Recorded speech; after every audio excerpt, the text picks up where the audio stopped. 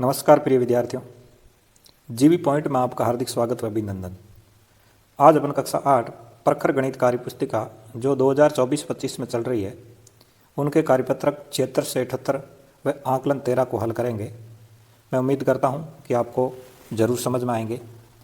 साथ ही साथ मैंने अब तक 1 से 75 तक के कार्यपत्रक है वो हल करवा दिए हैं। आप मेरे यूट्यूब चैनल जीवी पॉइंट में जाके इसे देख सकते हो। आज का अपना कार्यपत्रक जो 76 है उसे अपन हल करेंगे। पहला प्रश्न देख लेते हैं। भिन्नों की जोड़ घटाव से संबंधित दैनिक जीवन की समस्याओं को हल कर पाना, इससे संबंधित आपके प्रश्न होंगे। पहला प्रश्न जो है आपका कि ज्योति 100 प्रश्नों वाली एक पुस्तक के 25 पृष्ठ, ललिता इसी पुस्तक का 1/2 भाग पढ़ती है, तो बताइए किसने कम पढ़ा और कितना कम पढ़ा। ज्योति जो है वो 100 पृष्ठों की एक पुस्तक है, उनमें से 25 पृष्ठ पढ़ती है। कहने का तात्पर्य है कि 100 में से 25 पृष्ठ पढ़ती है तो कितना भाग पढ़ लेती है, 1/4 भाग पढ़ लेती है। और ललिता इसी पुस्तक का यानी 100 प्रश्नों वाली पुस्तक का 1/2 भाग पढ़ती है, वो 1/2 भाग पढ़ती है। अब आप पता कर सकते हो कि किसने कम पढ़ा या किसने ज़्यादा पढ़ा। ज्योति ने 1/4 भाग ही पढ़ा है, जबकि ललिता ने 1/2 भाग यानी आधी किताब पढ़ ली है। आधी का मतलब होता है 50 पृष्ठ पढ़ लिए इसने, और इसने है वो 25 पृष्ठ पढ़े हैं। ये यहाँ लिखा हुआ है 25 पृष्ठ पढ़े हैं। तो ज्योति ने कम पढ़ा है, ज्योति ने पढ़ा है परंतु कम पढ़ा है। और कितने पृष्ठ कम पढ़े हैं, तो 25 पृष्ठ है वो कम पढ़े हैं। किससे? ललिता थे। तो आप ये ऐसे भी कह सकते हो कि ज्योति ने ललिता की अपेक्षा 25 पृष्ठ कम पढ़े हैं। ऐसे इनका उत्तर आप बता सकते हो। बढ़ते हैं प्रश्न नंबर 2 की तरफ। दूसरा जो प्रश्न है, तन्मय को संतरों की एक टोकरी में से 5/7 भाग संतरे मिले, तो टोकरी में संतरों का कितना भाग शेष रहा। यानी टोकरी में बात करें तो कितना भाग शेष रहा वो भाग बताना है, जबकि मिले कितने हैं, 5/7 भाग मिल गए हैं। माना कि टोकरी में पूरा 1 भाग था और उसमें से माइनस करेंगे 5/7 भाग। तो 1 भाग में से माइनस करेंगे 5/7, तो आपको पता है कि इनको तिरछा गुणा करके देखेंगे। 7 को 1 से गुणा किया 7 आए, और 1 को 5 से गुणा किया तो 5 आए। तो 7 में से 5 माइनस किए तो 2, और नीचे जो हर के 7 है वो 7 लिख दिए। कहने का मतलब 2/7 भाग है वो शेष रहा है। कितना भाग? 2/7 भाग शेष रहा है। इस तरीके से इसे आप आसानी से हल कर सकते हो। आगे आता है प्रश्न नंबर 3। तीसरा जो प्रश्न है उसे देख लेते हैं कि रिया को केक का 1/2 भाग और मीशू को 1/3 भाग मिला। मीशू को 1/3 भाग मिला, तो दोनों को केक का कुल कितना भाग मिला। दोनों को केक का कुल भाग कितना मिला, तो रिया और मीशू को कुल भाग मिला 1/2 और 1/3। यानी दोनों को कुल पूछा है तो जोड़ करेंगे तो इसको तिरछा गुणा करेंगे आपस में। तो 3 को 1 से गुणा किया 3, और 2 को 1 से गुणा किया 2। 3 + 2 बटे इन दोनों को गुणा किया 2 और 3 को, तो 6 हो गया। तो 3 + 2 यानी 5/6 भाग है वो इन दोनों को मिला। 5/6 भाग। शेष कितना रह गया पूछे तो शेष रह गया 1/6 भाग है वो शेष रह गया है। और मिला कितना? 5/6 भाग है। मीशू और रिया दोनों को केक का भाग मिला। बढ़ते हैं आगे प्रश्न नंबर 4 की तरफ। मेरी बड़ी बहन ने एक तरबूज को 16 बराबर भागों में विभाजित किया। मैंने इसके 7 टुकड़े और मेरे मित्र ने 4 टुकड़े खा लिए। 16 बराबर भाग है, उनमें से 7 टुकड़े उसने खा लिए और उसके मित्र ने वो 4 टुकड़े खा लिए। अब प्रश्न पूछ रहे हैं कि हम दोनों ने मिलकर कुल कितना तरबूज खाया। 7/16 भाग है वो तो किसने खा लिया? उसने खा लिया, मैंने। फिर यहाँ 4/16 भाग है वो उसके दोस्त ने खा लिया। तो टोटल कितना खा लिया? 11/16 भाग है उसने खा लिए। ये उत्तर होगा। अब दूसरा पूछा कि मैंने अपने मित्र से कितना अधिक तरबूज खाया। यानी उसने कितना खाया? 7/16 भाग खाया। उसके मित्र ने कितना खाया? 4/16 भाग। तो कितना अधिक खाया? 3/16 भाग है वो उसने अधिक खाया। इसी तरह कितना तरबूज शेष रह गया, यानी टोटल तरबूज कितना था? 1 तरबूज था, उनके बराबर भाग कितने किए? 16।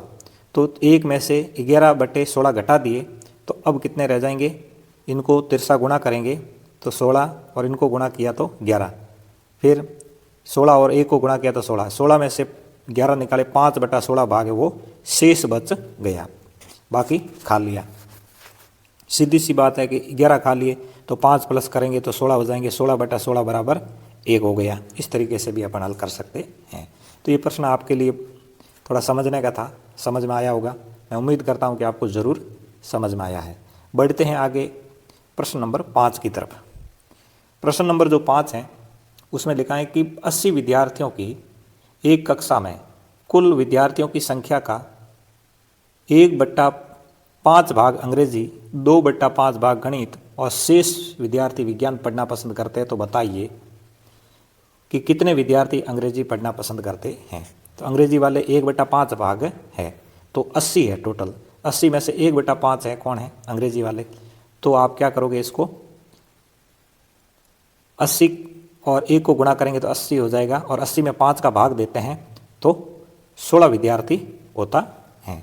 तो अंग्रेजी पढ़ने वाले या अंग्रेजी पसंद करने वाले 16 विद्यार्थी है। इसी तरह कितने विद्यार्थी गणित पढ़ना पसंद करते हैं, तो 80 इंटू 2/5, 2/5 है भाग है, तो इसमें इन दोनों को गुणा करेंगे 80 और 2 को, तो हो गए 160। 160 के अंदर 5 का भाग दे देंगे तो 32 विद्यार्थी है वो गणित पढ़ना पसंद करते हैं। कुल विद्यार्थियों की संख्या का कितना भाग है वो विज्ञान पढ़ना पसंद करता है।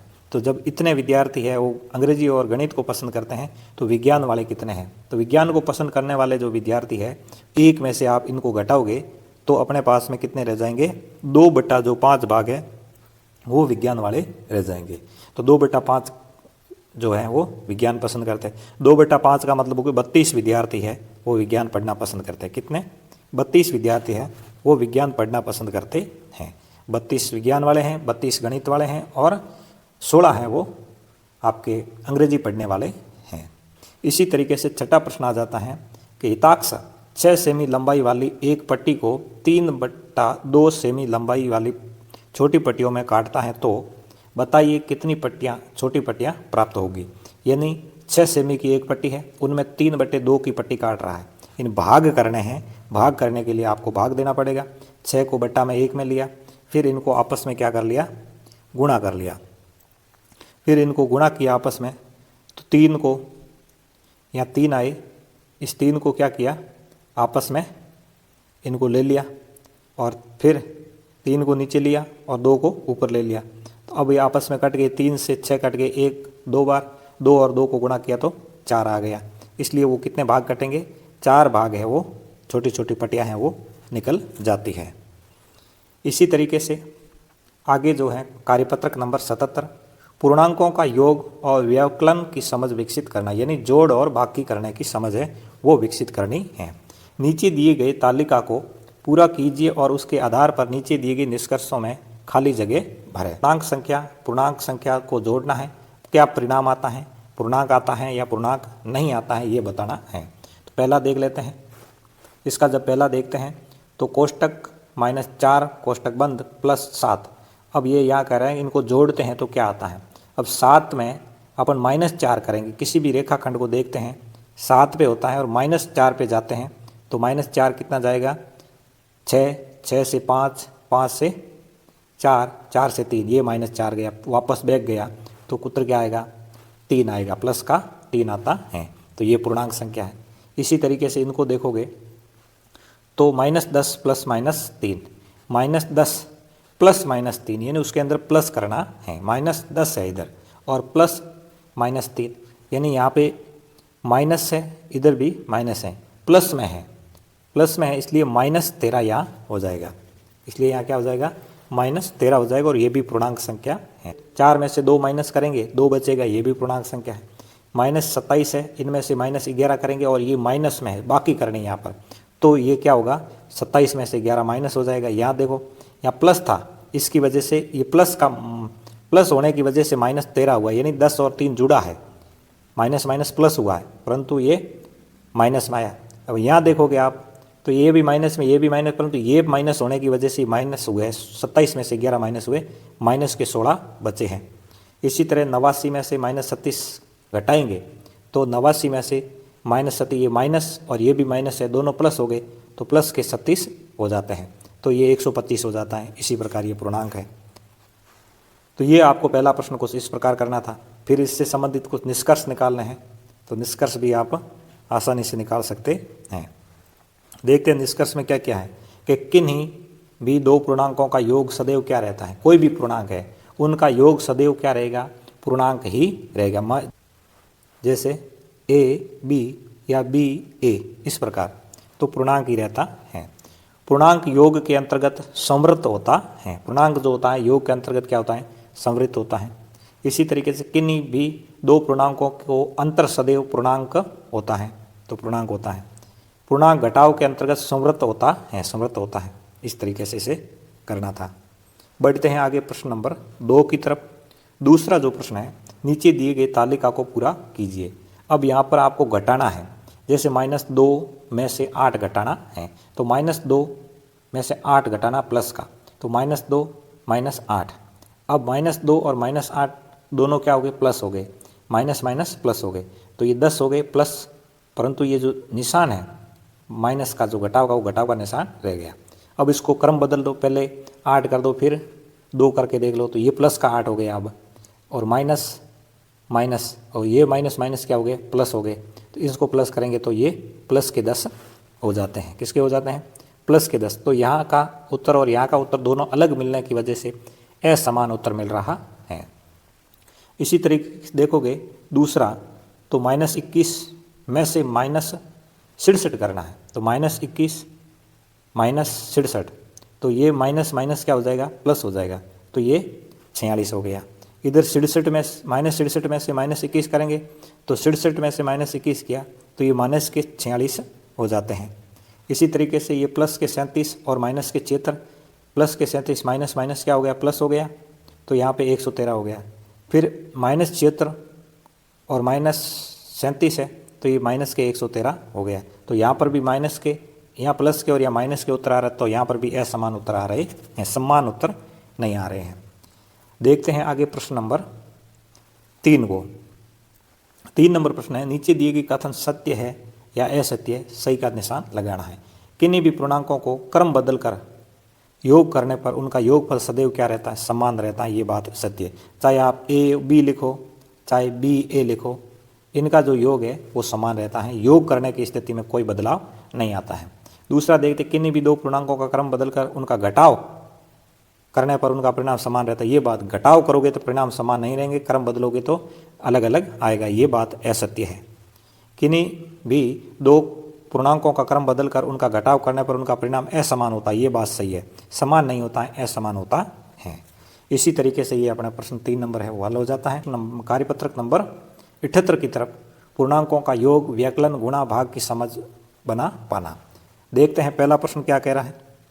रिक्त स्थानों की पूर्ति करनी है। यहाँ -438 भाग खाली जगह फिर बराबर 1 किया है, यानी वो कहता है कि परिणाम 1 आना चाहिए। तो परिणाम 1 कब आएगा कि -438 है, तो सामने भी -438 होगा, तो 438 से कट जाएगा एक बार में, 438 एकम 438, तो ये एक उत्तर आ जाएगा। तो यहाँ उत्तर -438 हो जाएगा। यहाँ देखोगे तो -3 में उत्तर आना चाहिए, तो किससे करेंगे, 5 का पहाड़ा, 5 एकम 5, 5 दूनी 10, 5 तिया 15, तो 5 तिया 15, इस प्रकार ये -3 आ गया। इधर देखोगे -12 और -6, तो -12 और -6 को क्या करना, गुणा करना, तो 12 छक्के 72, और माइनस माइनस क्या हो गया, प्लस हो गया, तो 12 छक्के 72 हो गया। इधर 0 है, भाग ए है, तो ये 0 है, 0 भाग ए करेंगे तो 0 उत्तर आता है। दूसरा, निम्नलिखित में से प्रत्येक का मान ज्ञात कीजिए। -107 भाग +107, -107 भाग +107, तो यहाँ पे -1 उत्तर आएगा, यानी ये माइनस का है। ये किसका है, माइनस का है, यहाँ प्लस का है, तो माइनस में ही उत्तर आना है। इसी तरीके से देखोगे -3 + 2 भाग -2 + 1, तो उत्तर क्या आएगा, 1 आएगा। इसी तरह -36 भाग -9, तो 9 चौक 36, और ये माइनस माइनस क्या हो गया, प्लस हो गया, तो प्लस का 4 आ जाए। नंबर करेंगे 4 × -3 × -5 करेंगे तो प्लस के क्या हो जाएंगे, 60 हो जाएंगे, प्लस के 60 हो जाएंगे। बढ़ते हैं प्रश्न नंबर 3 की तरफ। तीसरा प्रश्न क्या कह रहा है, दिए गए कथन सत्य है या असत्य ये बताना है। पूर्णांकों का योग के लिए क्रम विनिमयता का नियम संतुष्ट होता है, ये बात सत्य है। किसी पूर्ण संख्या में शून्य को जोड़ने पर ही वही पूर्ण संख्या प्राप्त होती है, ये बात सत्य है। -23 भाग -1 बराबर 0, ये बात असत्य है, ऐसा नहीं है। पूर्ण संख्याओं के लिए शून्य गुणात्मक तत्समक है, ये भी बात असत्य है। शून्य गुणात्मक तत्समक नहीं होता है, जैसे P Q, तो यहाँ पे अगर शून्य कर दे तो वो गुणात्मक तत्व नहीं, तत्समक नहीं है। आगे देखते हैं प्रश्न नंबर 4 को। 4 नंबर प्रश्न, निम्नलिखित कथनों को सत्य बनाने के लिए रिक्त स्थानों की पूर्ति कीजिए। अब इस कथन को आप सत्य बनाओगे तो -5, इसको आप सत्य बनाओगे तो 0 आ जाएगा, इसको सत्य बनाने के लिए -23 करना पड़ेगा, इसको सत्य बनाने के लिए -7 करना है, इसको सत्य बनाने के लिए -1 करना है। ऐसे पूर्णांक युग्म लिखिए जिनका योग -6 है, तो -6 करने के लिए क्या करोगे, -4 और -2, तो -6 हो जाएगा। दूसरा देखो -15 है, तो -20 और +5, तो -15 होगा। फिर अंतर 4 और 4, तो अंतर 4 का आ गया दोनों के बीच में। आगे देखोगे यहाँ योग 0 है, तो -10 और +10, तो योग क्या आएगा, 0 आएगा। इस तरीके से इसे हल करना था। आगे देखते हैं आंकलन, इसी से संबंधित आंकलन है। पहला प्रश्न देख लेते हैं, संख्या 2 सहित 3/5 का दशमलव रूप क्या होगा। इसका दशमलव रूप होगा आपका 2.6 हो जाएगा। निम्न में से परिमेय संख्या नहीं है, कौन सी है जो परिमेय संख्या नहीं है, ये आपकी 2/0 वाली परिमेय संख्या नहीं है। आगे तीसरा प्रश्न, पूर्ण संख्या -13 में से -17 घटाने पर क्या हो जाएगा, प्लस के 4 हो जाएंगे। पूर्णांकों का वह युग्म जिसका योग -6 है, तो यहाँ हो जाएगा -13 + 7। आगे 5 नंबर प्रश्न को देख लेते हैं, इनकी जोड़ करनी है, तीनों को जोड़ा ये आया, इनका गुणा किया ये आया, इनको भाग किया ये आया, और इनको बाकी की तो ये आया। ये तो आप कर ही सकते हैं आसानी से। बढ़ते हैं प्रश्न नंबर 6 की तरफ।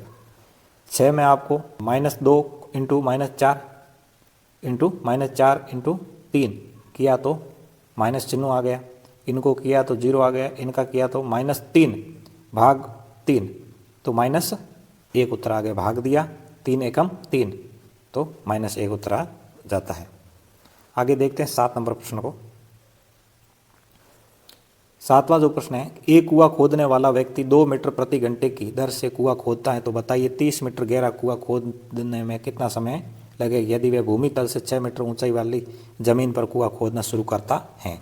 तो पहले तो 30 मीटर तो ये हो गई, और भूमि तल से 6 मीटर यानी 36 मीटर। अब वो ये 2 मीटर खोदता है तो घंटे लगेंगे आपके 18 घंटे लगेंगे।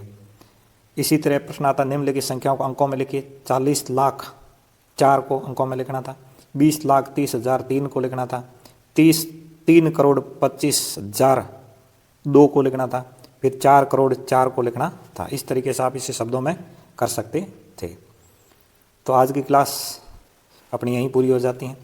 अगर मेरी मेहनत आपको अच्छी लगे तो वीडियो को लाइक, शेयर और सब्सक्राइब ज़रूर करें। आगे की क्लास आए तब तक के लिए जय हिंद, जय भारत।